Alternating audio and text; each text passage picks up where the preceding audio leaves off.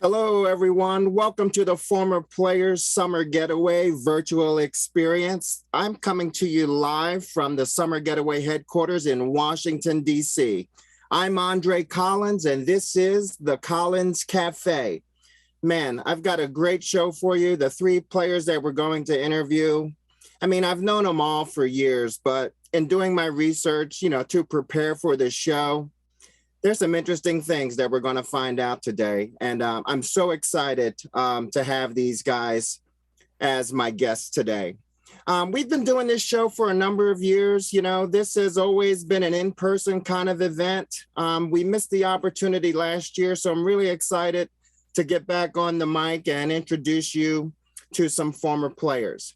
So we've got a lot to discuss, so I'm going to save a few minutes from this monologue. I don't have any jokes today. If I was on stage with you, I'd probably tell a few bad jokes that you all would probably laugh at just because you're being nice, but I'll spare you that today.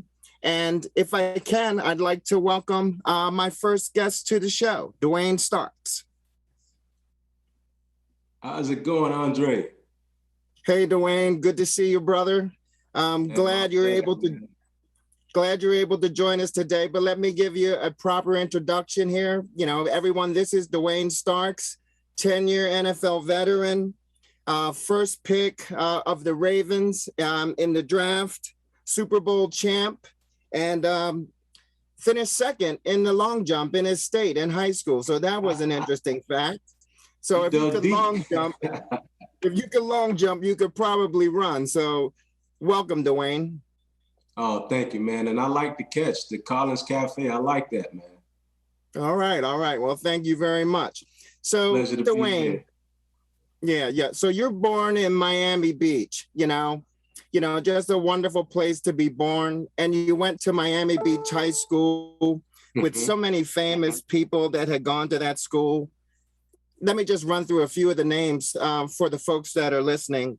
Barbara Walters, Andy Garcia, Mickey Rourke, football players Chad Johnson and Samari Rolle, Roy Firestone, the great interviewer for ESPN all those years, and one of my favorite guys and teammates, Terry Cousin. I had no idea that Terry went to school with you. So what was it like growing up in that environment? I'm sure it was very different than it is today, but what was it like as a boy growing up in that environment? Well, as a kid, growing up actually on the cusp of Miami Beach, it was amazing because on one side of the bridge, in Miami, in the Overtown area, you have all the riffraff.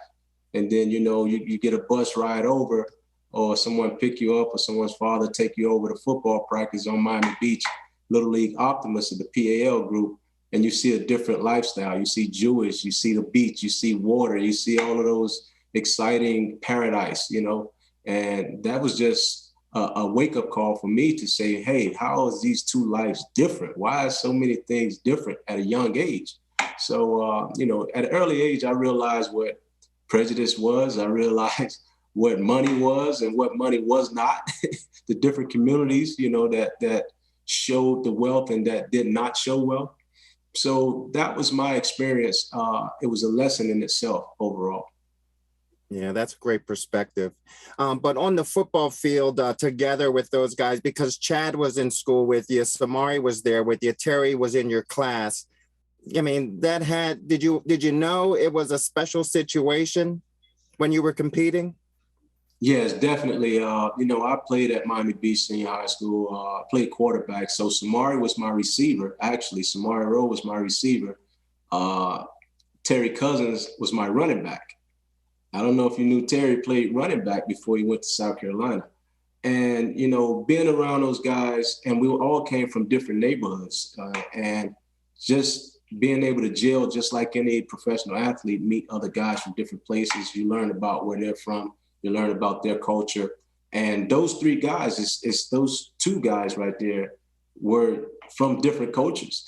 One from Bahamian and one American, but Terry's background and his upbringing was totally different than mine, Samari, Dave Thomas, and also Chad, So that's something to learn from as well. Yeah. Now, so many of us from around the country, we know that all the football speed comes from Florida. Was there a lot of competition from town to town, kind of in that Miami area or a little north of there? Was there a lot of competition? Because you hear guys talk about it all the time, chasing rabbits, out in the sugarcane fields. Were you doing any of that? Oh yeah, oh yeah. And I wasn't chasing rabbits, but I was running from dogs. So those guys, the competition in Miami is top level. You got guys from the street that's betting on the games. You got guys on the streets that's bragging each and every day. They would go get a guy just to race someone. Like, hey, you go to Liberty City and find a kid that's running a 4.2, and then they'll go to Carroll City or Liberty City or Miami and grab another guy and say, hey, I got somebody that can beat you running. Or if you go to the game, there's no way in the world you can lose a game and don't get talked about. And that was one of the biggest things because, the environment, remember the environment. You got a lot of guys out there, cousins, friends, that are street dudes. So when you out there in the streets, you're going to get talked about because they're betting big money on high school games down here in Miami. So the competition was always like up to par. Wow. Well, no wonder you all made it to the NFL. So fast forwarding a little bit, you get to the Ravens, and you guys put together that amazing team and an amazing season, and that was led by the defense. What was that Super Bowl? What was that Super Bowl season experience like for you? How memorable was that? Oh, very memorable. I mean, you got to remember, we was going through a lot that year. Of course, Ray Lewis had his incident in Atlanta. So we always felt like it was just us against the world. We had to have each other's back. Going through that season, you got to remember, we went about 4 or 5 games without scoring an offensive touchdown and still winning those games. So we gained so much confidence during that season and then believing in one another to get to the point where we were. So when we got there and we knew that the Giants had just came off a big victory over Minnesota, I believe. I think they won like 41-0. They blew Minnesota out. And, we realized like they're not going to do the same thing to us. Our defense is so much better, so much together, and we're gelling at the right time, at the right moment in the postseason as well. So that was amazing. And just that experience itself, someone told me after we won that game, a reporter came up to me and said, Dwayne, that might have been the best play of your career. So I'm pissed off. I'm like, greatest play of my career. It's my 3rd season. Like, I got a lot more football in me. But not until now, I realized what he meant. Because till this day, they still talk about that one interception in the Super Bowl. So I now understand I'm not mad at him anymore. Yeah. Well, okay. Well, fast forward, to the end of your career, and in my research, I saw that you threw yourself, or maybe your wife threw you, a big star-studded celebrity retirement party. Yes.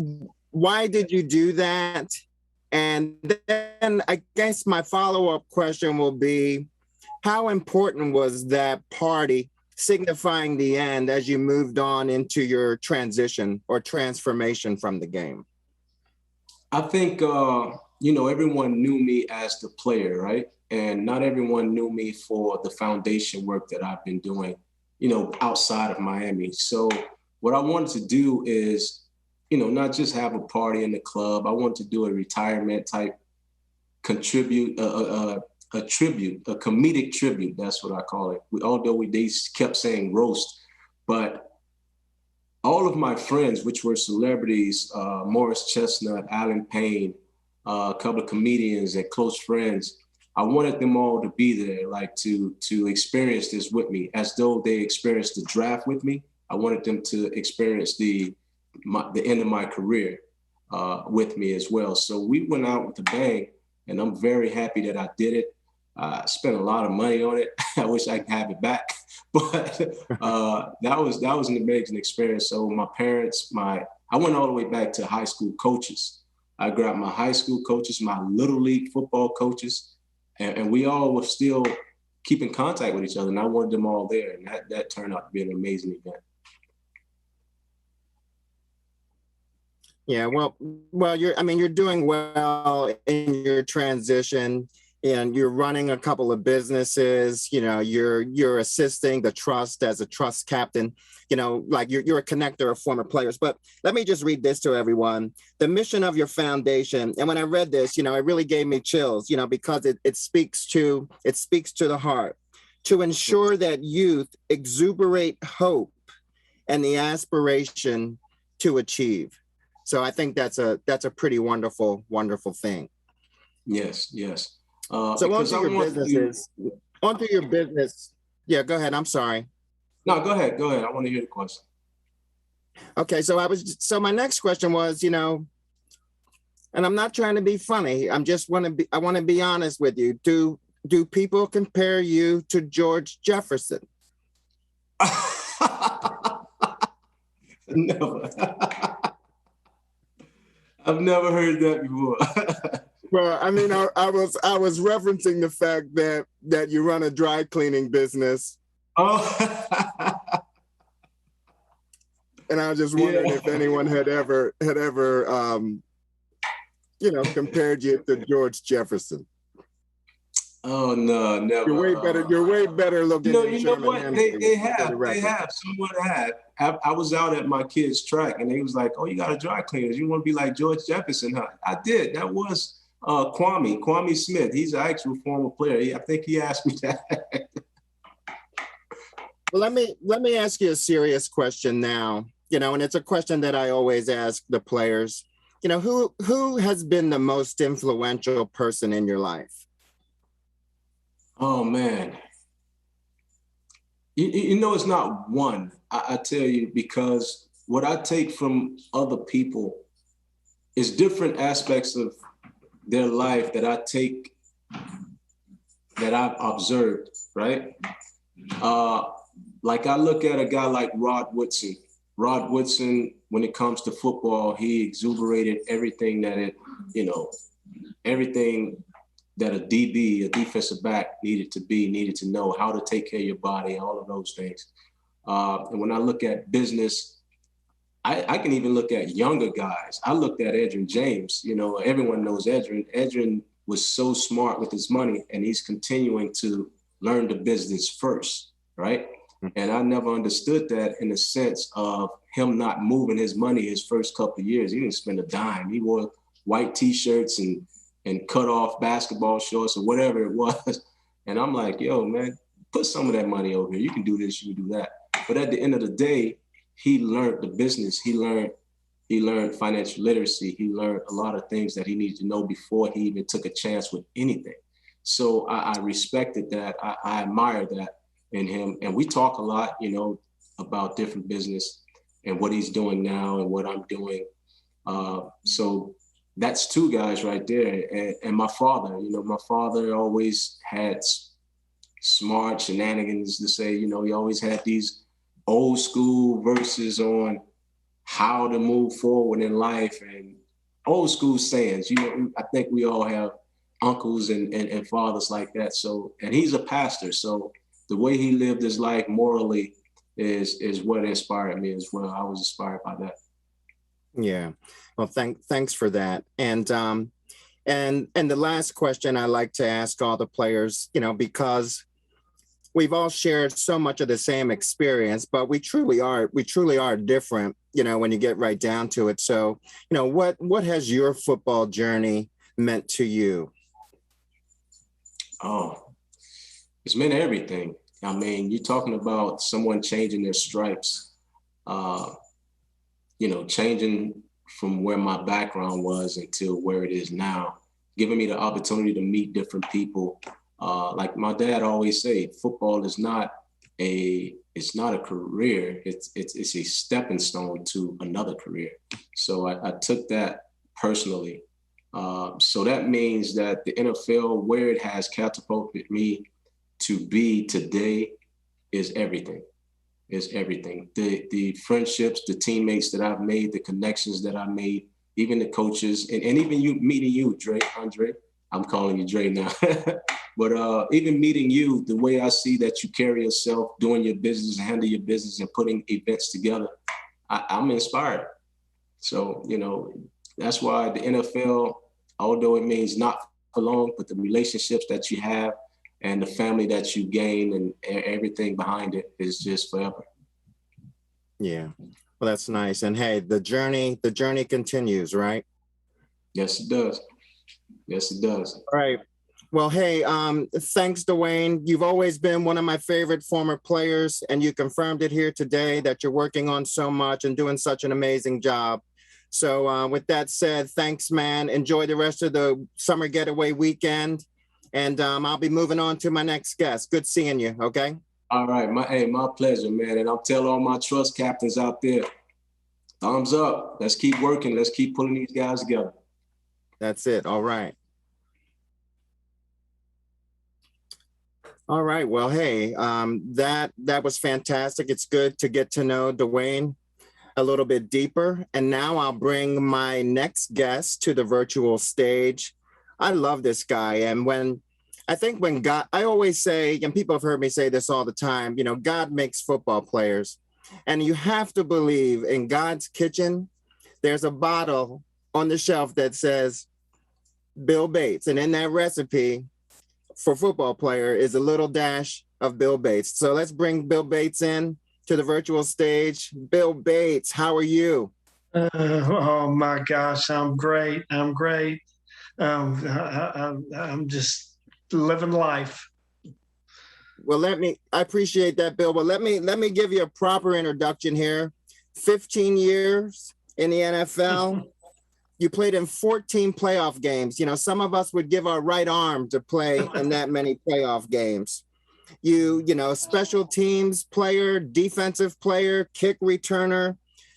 You made the Pro Bowl in 1984, and you've got 3 Super Bowl rings, the 92 season, the 93 season, and the 95 season. So, man, that's a packed full career. And let me just, before I get into the questions, I remember when I was a young player in the league, I believe it was my first year, my rookie season, 1990. And for everyone that doesn't know, I played for Washington. So I saw Bill Bates a lot on the field. And I'm not going to say that I blocked you, because I didn't really block you. You kind of worked your way around me, but even after the play, you were really nice to me and you said, "Hey, Rook, good job." So, and then I kind of looked back at you and I kind of forgot I was in the game for a second, but I just appreciated you being nice and taking care of me out there. Oh gosh, thank you. I mean, so many dreams came true for me. It's amazing. I truly have been God blessed in so many ways. Dreams do come true sometime when you shoot for the star. Yeah, I appreciate that. So when you're talking about, dreaming, what was it like, back at Farragut High School, growing up just a little bit outside of Knoxville? And, this is another school that has, tremendous talent, but you were an all-star football player, at Farragut, all-state. And what a lot of people don't know is you were an all-state basketball player too. So talk about that a little bit and what life was like growing up just outside of Knoxville. Oh gosh, it was so awesome. To be able to go to the high school that I wanted to go to was awesome. My parents loved me and allowed me to do what I really wanted to do. And fortunately, I played basketball and I ran track. I was trying to be an athlete. I was okay as an athlete, but eventually my speed wasn't where it needed to be, but that's okay. So I didn't realize how much it meant to me, the speed and working on running. But I was playing basketball, playing football, and running track. So there you go. I was very fortunate to be able to do that, and to go to the University of Tennessee, where I just couldn't wait to go. A lot of teams, or a lot of schools, wanted me to go to their school, and I got recruited pretty big, but I said there's only one other place I could go, would be all the way to California, or Tennessee. So it was either I was going to have to be leaving and get my family all the way out of Tennessee, because I knew the way that the University of Tennessee and the parents and the athletes care about winning. So and also about playing. So I was very fortunate to go to the University of Tennessee, and was very fortunate. Back in high school, I wanted to really tell this. The greatest thing was, my head coach was a guy named Ken Sparks, and he loved the Lord, and he just was such a good coach, and meant so much to me, changed my life in a positive way, there in high school, and taught me how to play, but also taught me how to be a son, and also a dad, and a male. And so fortunate for me to have my dreams come true, to be able to go to the University of Tennessee. And when I went to the University of Tennessee, it was my dream come true. And what's amazing about it is, go ahead.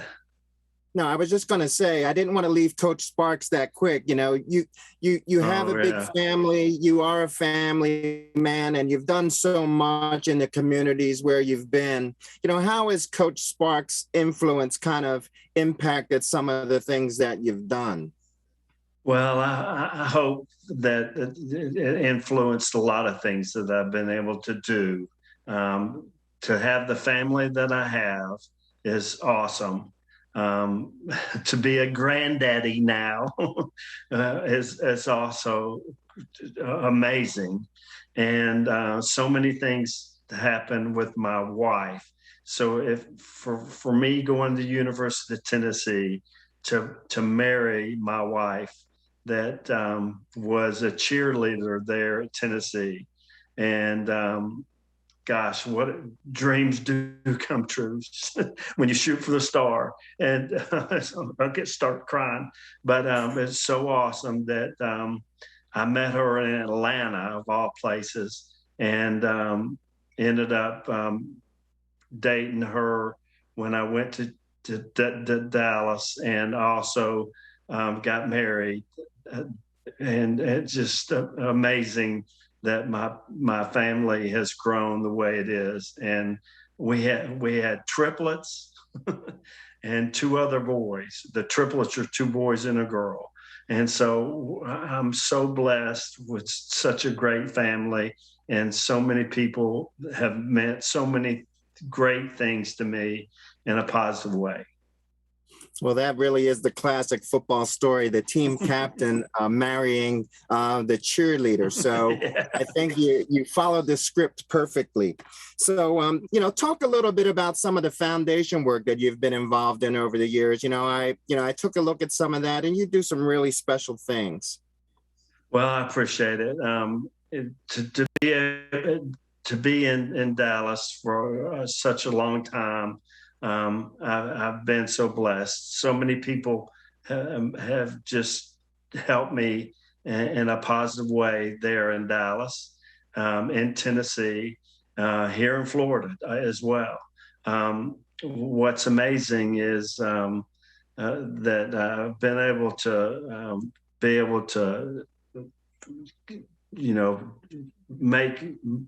make charities events and so many golfing events, which is great. And my Bill Bates Foundation for Kids Foundation is awesome, and be able to support other families and other kids. So it's really amazing how many people have made a difference in my life. Yeah. So that takes me to my next question, which I ask all the players, and you've had so many wonderful mentors. You played under Tom Landry. You played under Jimmy Johnson. I don't really know what Jimmy Johnson was like, but, he coached a lot of winning football teams, so he probably had a lot of good things to say. You've had this wonderful high school coach, but who's been the most influential person in your life? Well, the most influential person was Coach Landry there in Dallas. But really it started with Coach Sparks. Coach Sparks and Coach Landry were very similar. And Coach Landry was such a leader, which a great coach, but he was a better leader and changed so many people's lives in a positive way, which is great. But the bad thing is when I went to Tennessee, my dream came true, but I was playing for the coach named Johnny Majors. And unfortunately, it was not a great situation. It was old school coaching, and I was just so I couldn't believe that I had to go there and stay there for 4 years. But fortunately, it came true. Like my dream came true, but it was miserable. And just the way that Coach Majors coached there was not great for me. And that's what's so special about Coach Landry and changing my life and my ways of being a part of football. And Jimmy Johnson was a great coach. He was a leader. That's the main thing. He was a leader. Coach Landry was a leader, but he was more focused on the players and positions and things. So that's what was so great about Coach Landry. Yeah. Well, thanks, Bill. I really appreciate that. And I think next time I see you, I'm going to ask you more about Coach Sparks in person and just kind of some of that. Yeah, I'd love it. I love to hear stories like that. So my last question for you, Bill, and I ask all the players this as well. What has your football journey meant to you? Oh, it's meant so many things. Shoot for the star. I mean, have a dream, shoot for it. It may not come true, but you're driving and you're shooting for the star. You're driving to be that person that you want to be, and do the things that you want to do to be good. And that's the main thing. Yeah, I appreciate that. When I think about players, I always think about them, as boys, and, interviewing you and researching you, I just picture you as a boy, outside of the stadium there in Knoxville on game day, just itching to get in there to be a part of that. So, what a wonderful experience. What a wonderful life story you have. Thank you so much for agreeing to be on the show. And hey, you had an amazing career, so many accolades. So enjoy the rest of your weekend and enjoy the rest of the summer getaway. Thanks, Bill. Well, thank you. Thank you so much. I appreciate you and the family and my family, my wife. who've meant so has meant so much to me in a positive way. It's crazy, and I appreciate you having me here. All right. Thanks, Bill. See you later. Thanks. You got it. All right, folks. This is going really well. I'm all fired up. So let's bring our last guest to the stage, to the virtual stage. None other than Icky Woods. And I'll tell you what, when I was in college at Penn State, we'd all pile into the lounge to watch the games on Sunday. This guy was lighting it up in 1988. So let me give him a proper introduction. He played 4 seasons. He was a 1,000-yard rusher as a rookie. He was all rookie in 1988 and 15 touchdowns, which finished second in the league, and then had the nerve to lead the league in yards per carry. Hold on. I don't know why I'm powering down here. I'm powering down. That would be a disaster if my battery runs out right now. Sorry about that. So led the league in yards per carry. Welcome, Icky Woods. How are you? I'm doing good, my brother. How you doing? Oh, man, I'm fantastic. Thank you so much for agreeing to do this. Let me tell the people a little bit about where you're from. Icky's from Fresno, California, and he went to UNLV right around the same time of the Running Rebels. So what did that feel like on campus, the football players being there, with all the Running Rebels that were so storied back then? Oh man, it was unbelievable, man, to be a part of the UNLV vibe, to have the Running Rebels, the basketball team on the national stage, and just bringing some validity to the campus, the UNLV campus, man, and have our football team do halfway decent. But as you know, before I was there, Randall Cunningham was the quarterback. My freshman year was Randall's senior year, so I got to see that guy play a whole lot too. Yeah, I appreciate that. That's right. I forgot that Randall went there as well. Sorry, I just got to interrupt. My wife is trying to get my power back on. Whatever you have to do, please find that connection so I don't shut down. Sorry about that, Icky. But let's go back. Brother. Yeah, let's go back to Edison High School, Icky, and just an amazing high school, always academically. It is one of the greatest high schools academically in the country, year in and year out. So I just, what was that educational experience like? It was fun, man.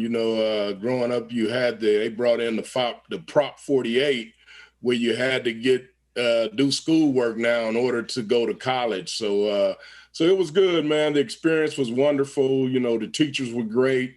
And I'd actually started at Roosevelt High School in my 10th grade year because my brother was playing there. So I was going to play with him one year, my sophomore year, and he got hurt, and I turned out to be the starting varsity running back in my sophomore year. And then he left and went to Edison, and my only reason for being there was to play with him. So when he left and went to Edison, I did too. And I got to play 2 years at Edison. I played a year with Tim McDonald. As you know, he was our quarterback and our safety there at Edison. So we had a bunch of nice ball players come out of my high school, Edison, in Fresno, California. So it was great, and I was recruited by UNLV. Actually wanted to go to Fresno State, but at the time they wasn't giving in-town kids scholarship, and I couldn't afford to pay my way through school. So UNLV came in and gave me a full ride, and so that was my next stop. UNLV, went there, played 4 years there. Really didn't do nothing my first 3 years, but my senior year, I had a guy by the name of John Montgomery, new running back coach, come in, showed that he cared about me as a football player and not as a showed that he cared for me as a person and not as a football player. So that kind of piqued my interest, and guaranteed I'd be a first or second round draft choice if I did everything he said and did it best to my ability. And I did that. So we had we had fun. Yeah, I appreciate that. And just for the technicians in the back, crisis averted. I'm all plugged in and I'm good to go. So sorry for the distraction, Icky. But Tim McDonald, Bruce Bowen, so many great players. I mean, it's just amazing when I talk to players, every year, just how special their schools were and just how much talent is kind of floating around, in and around some of these places. But what was it like as a boy, going back even further, what was it like as a boy, growing up in Fresno? It was hot. I can tell you that. At least around football season, boy, it was real hot, get 100 degrees down there. But no, man, it was fun. I grew up, I can remember I started trying to play organized football at 8 years old, and got the story. We went to, every year that you go to register for football, you have to tell them your birthday. And the whole night before, I practiced my birthday, 2/28/66, 2/28/66. You got to go through the line, and, my turn was coming. So I'm saying to myself, 2/28/66.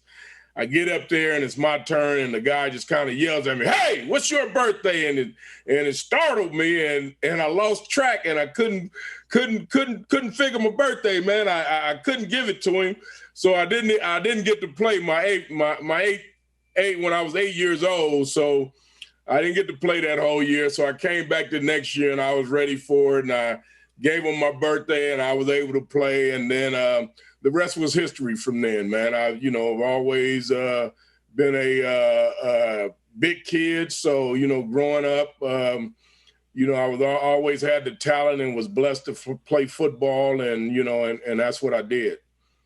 So what was that conversation like when you came back home and had to tell your mom or dad that you couldn't remember your birthday, so there wouldn't be a season this year? Yeah, I had to tell my mom, and you know how moms is. She said, "That's all right, baby. You'll get them next year." I said, "All right." So, so mom cuddled me, because I basically grew up in a one-parent home. So mom cuddled me, and I was a mama's boy. So, she was probably glad to have me home for one more year. But after, that next year, man, is when actually my football career took off. Started when I was 9 years old and grew until 91. 91 was my last year, and unfortunately it was cut short by injuries. But, as you know, Andre, life goes on. Yeah, it sure does. But you had a great career, and, I did. I don't want to leave that little boy just yet. So, so many of us, as players, our moms, tell us many years later that, hey, you told me when you were 6 or 7 or 8 that you were going to play pro football. Did you have one of those moments with your mom? Yeah, I actually did. I was sitting down and she had put us in front of the TV to, I think actually to watch the Super Bowl, one of the Super Bowls back when, I was 6, so it was back in 72. She set me down in front of the TV and I said, "Mom, I'm going to play in this game one day and I'm going to buy you a big house." So, and she smiled and laughed, and fortunately enough, I was able to play in that game and was able to buy her a house. So, it worked out, man. I dreamt about it. I had a few detours on the course of the way, but I did, finally make it. I was the first player taken in the first player taken in the second round, the 31st player taken in the NFL draft in 1988, and was fortunate enough to be drafted by the Cincinnati Bengals. Had a 4-year career with them, and everything's great now. Yep. And I played against you as well. And I'm not going to say I tackled you, but I did hang on to an ankle. I did hang on to an ankle in 1991. So thanks for taking it easy on me. So okay. You've done some interesting things, and you owned a professional women's tackle football team, the Cincinnati Sizzle. So how did you get into that? I thought that was really interesting and a nice transition from football. Well, my wife at the time came to me and told me that she wanted to try out for the new women's football team. And, you know, I sarcastically was like, yeah, okay, well, yeah, if you make the team, then, you know, I'll help coach out. And then, you know, she went to the tryouts and came back from the tryouts like, honey, guess what? I made the team. I was like, oh, no, you can't. She said, no, you said that you would help coach. And they looking for coaches. I was like, oh, man. So I kind of got wrangled into that, man. But I, you know, as we got into it, you know, we end up purchasing the team and end up being a good thing for us for a little while. I think I did that for about 10 years. And it was fortunate enough to watch some very talented ladies play the game of football. And it was an eye-opening learning experience for myself as well. Yeah, that's fantastic. So, you know, the folks listening today aren't going to let me get away without talking about the Icky Shuffle. You know, and we've all read a lot about it, and we've all seen it. Yeah. And I think I read, you know, the first time you did it, your teammates criticized you and said, hey, that's not going to cut it. You need to go back, you know, to the dance studio and try and figure that thing out. So then how did you come up with it? And then, you know, when we danced the music. Well, what song was playing in your head too? Actually, I flew my mom in for a game against the Cleveland Browns, and me and my two oldest kids at the time, they were 2 and 5 up there acting silly. And I said, Mom, if I score tomorrow, this is what I'm going to do. She was like, boy, you better not do that. I said, Mom, I got to. So I scored against the Cleveland Browns, and I kind of just jumped up in the air, back and forth, putting my hands between my legs. And Ricky Dixon, who was our first-round draft choice that year, came to me after the game. He was like, Woods, what was that? I said, Rick, that was my celebration dance. He was like, man, that was whack. I was like, what you mean whack? He said, yeah, Woods, it was whack. I say, so what you think, Rick? I ought to put some steps to it? He was like, yeah, it throws some steps to it. So I was like, cool. So the whole week, we're getting ready to play New York Jets. The whole week, I'm thinking, what can I do? What can I do? And then 5 minutes before it was time to go out and get warmed up, Andrea just hit me. I said, Rick, check this out. This is what I'm going to do today if I score. I'm going to go 1, 2, 3, 1, 2, 3, 1, 2, 3, and I'm going to hop back 3 times and spike the ball. He was like, oh, yeah, Ick, man, that's going to be live. That's going to be live. But I tell people I was fortunate enough to be in the right place at the right time. Thank the Lord, you know, we were winning ball games and we made it to the Super Bowl that year. I already know, Andrea, if I was on a losing team, it would have never caught on. You know, I was just fortunate enough to be in the right place at the right time. Yeah, well, hey, the Icky Shuffle is still alive and well. We've seen it on How I Met Your Mother, popular television show, also just recently on Geico. So yeah. It lives on, and you look good. You still look good doing it. So you're hanging in there. Appreciate that. Yes, you know, I just want to turn serious for a second, because your foundation. So many of us, you know, do foundational work, but your foundation has raised big money, you know, in the honor of your son, Javonte. Yes. And reading that story and knowing, I can't even imagine what that feels like, but, you know, how you work through that and, you know, honor Javonte's life positively in, you know, trying to raise money for asthma research has been admirable. Do you want to talk a little bit about the foundation, how it got started? Yeah, well, we started the foundation 10 years ago. I lost my middle son to asthma 10 years ago, and when I lost him, you know, it was a rough point in my life, man. It took me down to my lowest point, but we were able to bounce back, and I started doing some research on asthma and come to find out there's not a lot being done. So we started his foundation, which is called the Javonte Woods Foundation, and his name is spelled Jovante Woods Foundation.org is our website.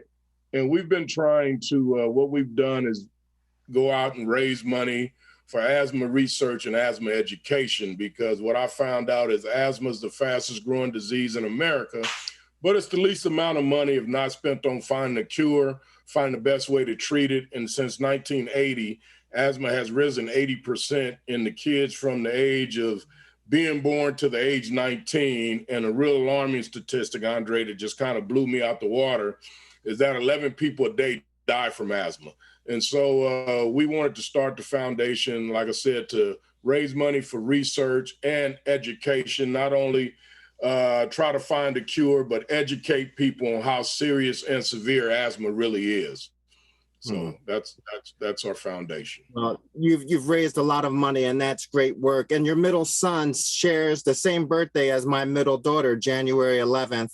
Yes. But in the spirit of how hard you worked there, from our foundation to yours, we're going to make a $10,000 donation to your foundation today. Well, thank you, my brother. We definitely appreciate that. We really do. For sure. So one last question, Icky. So, what has I usually ask, who's the most influential person in your life, but we're kind of running out of time. So okay. I would assume it's your mom. And yeah, that's one. But one of the most influential persons was probably my college coach, John Montgomery. Okay. Yeah.